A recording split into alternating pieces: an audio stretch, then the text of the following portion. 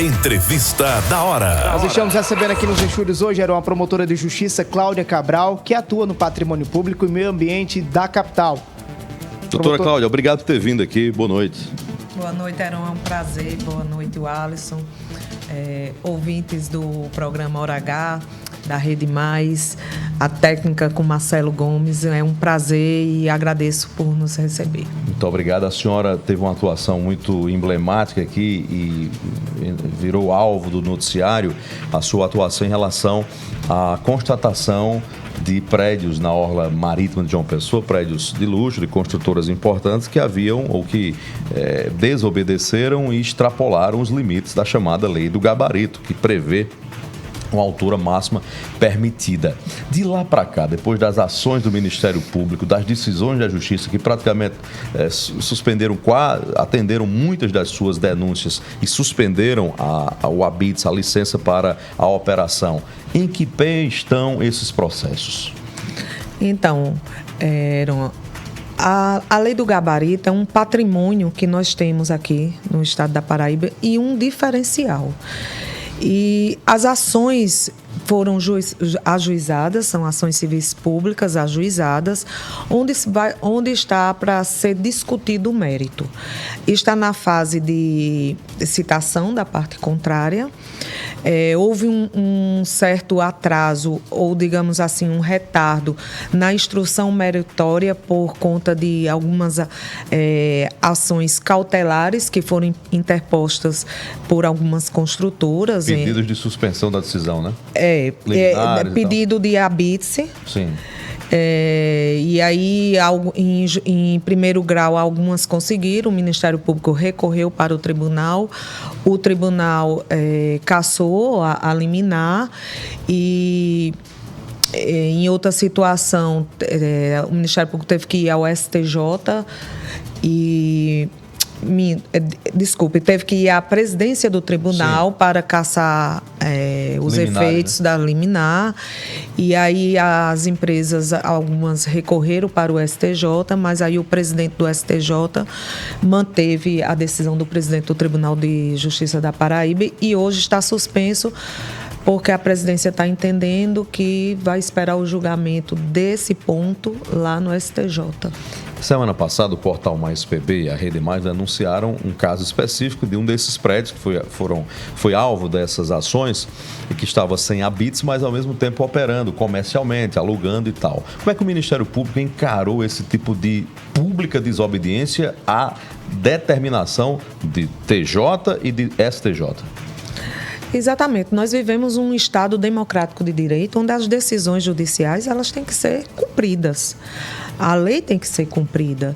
Então, tomamos conhecimento através da denúncia do programa daqui e aí entramos em contato com o município, com a SUDEMA, para que os órgãos tomassem as medidas administrativas que lhe competiam, de fiscalização, de embargos. Foram tomadas todas que a senhora esperava? Foram tomadas. Prefeitura e SUDEMA? Prefeitura e SUDEMA. A SUDEMA cassou a licença de operação, porque não tinha nem habites. Como é que tem uma licença de operação?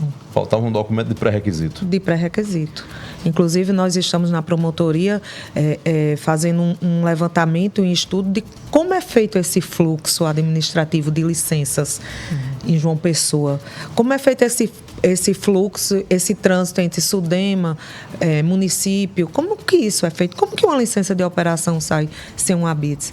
Então, nós estamos também fazendo... Quase a revelia, né? Exato. Qual é a garantia que o imóvel tem? Então, isso também nos levantou essa questão e nós vamos, daqui para frente, estamos fazendo todo um levantamento legislativo para criar um fluxo daqui para frente de o que é que precisa como pré-requisito. Doutora, só para entender, quando a senhora tomou a iniciativa de fazer aquelas denúncias com aquelas ações, esses habites já haviam sido emitidos ou a sua ação foi preventiva para evitar a emissão? A ação foi preventiva, não tinha nenhum prédio com habites. Inclusive, alguns prédios eles foram embargados ainda no comecinho da obra, Muitos deles continuaram a construção pelo município, pela CEPLAN.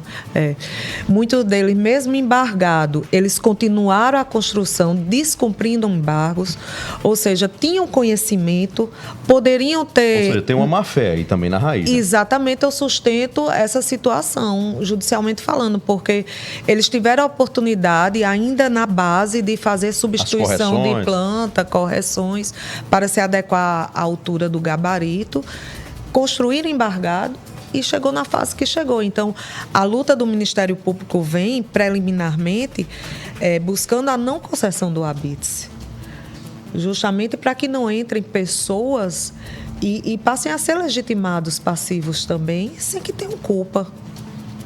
Nessa investigação, nesse processo, a senhora, o Ministério Público, identificou alguma falha, como a senhora está apontando, processual, de fluxo, de procedimento, do setor competente de fiscalização da Prefeitura de João Pessoa?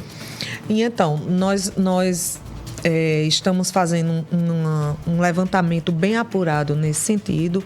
O que o Ministério Público identificou é que existiam na legislação 2 momentos de fiscalização. O primeiro, quando é dado entrada no projeto inicial para o alvará de construção. Aí analisa tudo com base no projeto e se declara que vai cumprir a legislação ambiental, inclusive do gabarito. E daí transcorre a obra e, ao final, é que teria outra previsão legal, que é do momento do habite. Aí ia fazer... Mas já está pronto, não tem mais o que fazer. Mas já está pronto. Não tem mais então, o que fazer, né? Nesse lapso, só existia uma fiscalização in loco, pelo que nós estamos... Começo e fim, Começo e fim. Só existia uma no meio, caso houvesse uma denúncia. E foi aí que começaram as denúncias do gabarito. E aí foi que a gente começou a intervir nesse sentido. Promotora, sobre essa questão da lei do gabarito, perguntava a senhora aqui antes do intervalo comercial, outros prédios também tiveram habites suspensos. O Ministério Público tem ajuizado, tem provocado a Prefeitura e Sudema para que também haja fiscalização para saber se eles estão funcionando ou não. A exemplo do prédio localizado da Brascom na Epitácio Pessoa, que estava funcionando de forma irregular?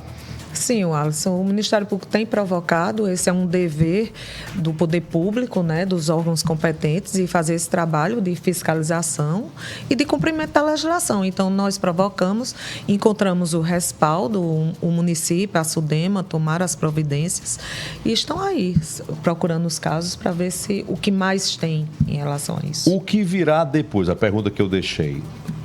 O problema foi constatado. O Ministério Público cumpriu o seu dever, denunciar.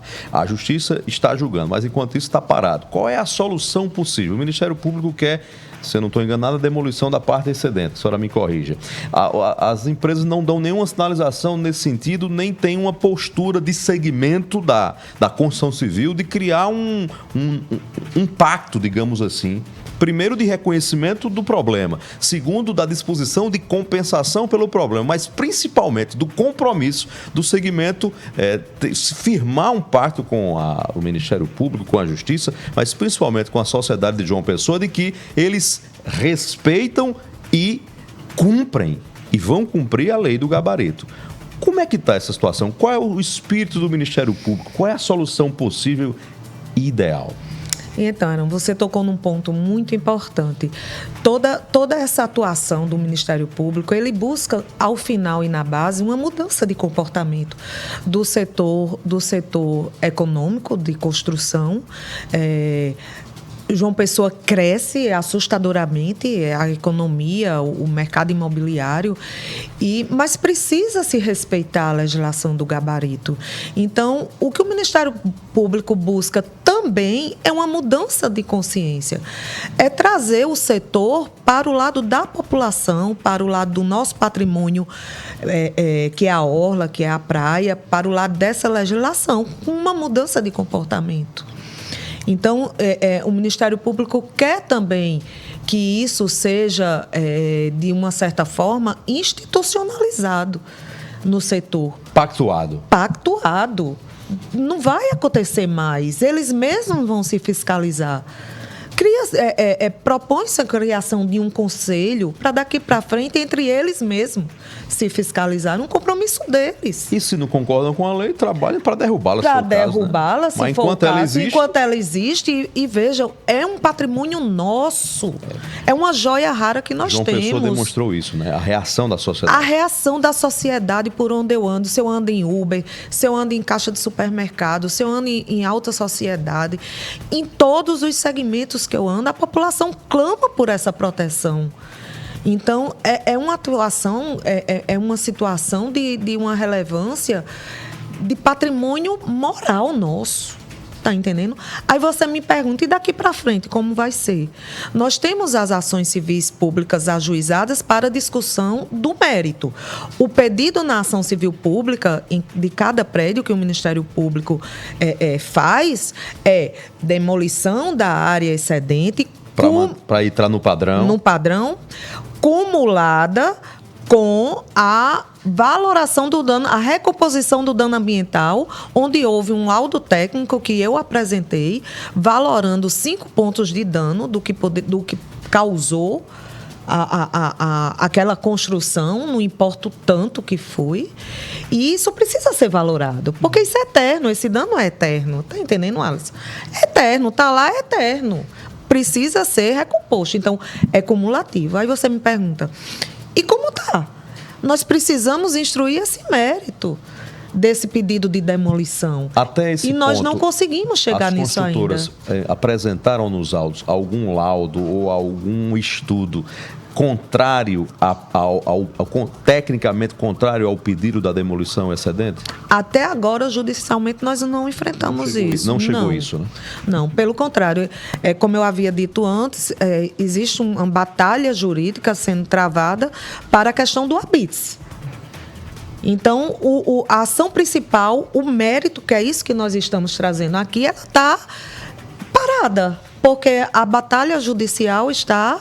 Concede habites, não concede habites. Para a surpresa de muitos, doutora Cláudia, nós tivemos e testemunhamos várias decisões de desembargadores do Tribunal de Justiça da Paraíba se acostando à sua tese, a necessidade do cumprimento irrestrito da lei. Como é que a senhora recebeu essas manifestações nos autos, em sentenças dos desembargadores, da maioria dos desembargadores do Tribunal de Justiça da Paraíba? É verdade, nós recebemos com uma profunda sensação de dever cumprido, que nós estamos buscando a legislação. O Tribunal de Justiça do Estado da Paraíba, através de seus desembargadores que atuaram nesse caso e que estão atuando, eles trazem uma postura socioambiental que corresponde ao que a sociedade busca e o que a legislação diz. Então, eu tenho aprendido cada vez mais com o tribunal, com os votos dos desembargadores e com um coração grato por acatar a tese do Ministério Público, até onde eles estão analisando. Então, assim, a população também se sente tranquila e agraciada. Essa causa não é do Ministério Público, não é de Cláudia Cabral. Essa causa é de todos nós, envolvendo todos os poderes e envolvendo o povo. Então, assim, todo respeito às decisões dos desembargadores do Tribunal do Estado da Paraíba e muito orgulho, inclusive nacionalmente. Promotora, recentemente a senhora atuou também na reorganização da Orla de João Pessoa, mudando algumas regras de quiosque, também a ocupação da faixa de areia. Nós temos um problema crônico no centro de João Pessoa também de reordenamento. É ambulante por todo lado, o carro passando não deve passar. Há algum processo do Ministério Público tratando também sobre essa situação do centro? Então, existe um inquérito civil tratando dessa situação do centro, tratando da situação dos ambulantes. Ele está sendo instruído. O município está numa fase de encontrar o local de relocação desses ambulantes. Existe uma verdadeira... É preciso uma mudança de consciência também dos ambulantes. Eles precisam entender que ninguém está aqui para atrapalhar ou para prejudicar o trabalho deles. Muito pelo contrário, nós queremos tirá-los da informalidade, legalizá-los, trabalhar no local certo. E não do jeito que está o centro da cidade, que ninguém anda. Então, nós estamos nessa fase de instrução, sim. E nos próximos dias teremos algo bem positivo. Doutora Cláudia Cabral, o programa acabou. Muito obrigado pela sua visita aqui, pelas informações, pelas declarações, e tenho certeza que quem está ouvindo o programa, principalmente de João Pessoa, fica seguro de que tem uma fiscalização e o Ministério Público tem sido vigilante naquilo que João Pessoa abraçou como uma marca sua, e uma marca que não é o interesse econômico, o poder de alguns poucos que vai literalmente atropelar e demolir. Muito obrigado pela presença e parabéns pelo seu trabalho. Obrigada, eu que agradeço a todos. Boa noite.